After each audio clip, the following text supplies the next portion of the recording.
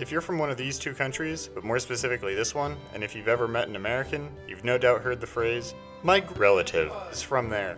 So why? Why are so many Americans so seemingly obsessed with their ancestry that they have no connection to at all? Well, in my humble American opinion, it's because most Americans are from towns that look like this. Or this. A whole lot of this.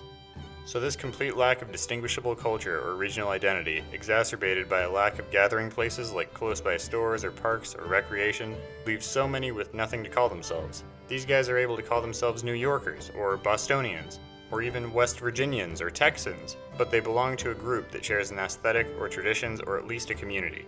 All these white bread and rice eating bastards know about who they are is, "My grandpa is from Dublin. People have heard of that.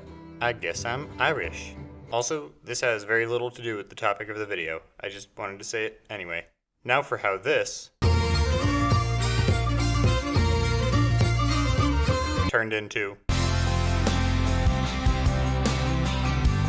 In the 18th and 19th centuries, life was bad here.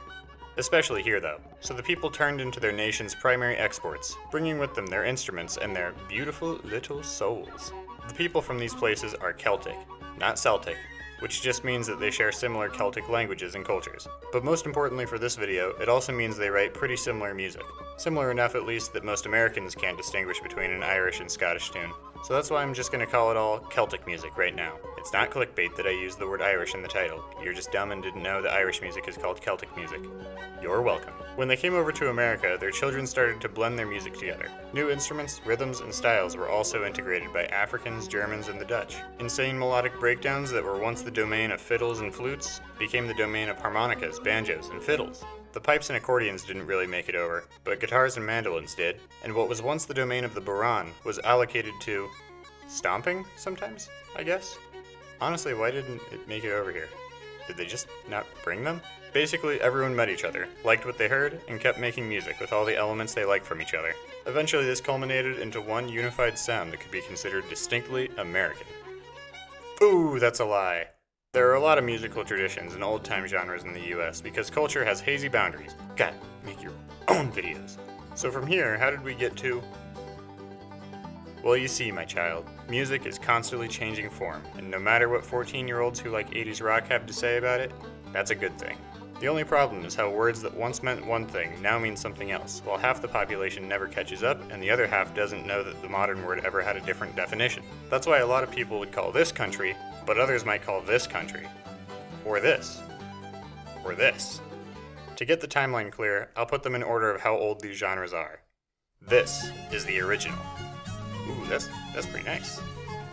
Then they came to America and met other Europeans and Africans. And this is also fair. Oh, ooh. But not everyone could play in a band, and so it became simplified, and some people integrated their gospel training.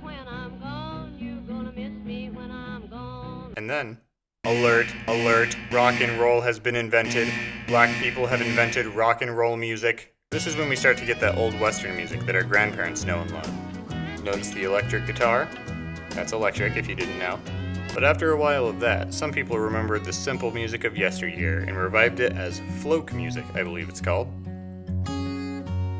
But folk music never gained the same popularity as other genres of its day, so with rock becoming the fastest evolving genre through the 70s and 80s, country couldn't help but be influenced. Then we reach today. Many consider modern stadium country or country rock or country pop to be the most formulaic genre in America, but to others it's an integral part of their identity. Other forms of rural music still exist in America today though, and despite being less popular, maintain loyal and diverse fan bases. For my money, they'll tell you more about the spirit of the ordinary men and women in the American country than anything else I could show you.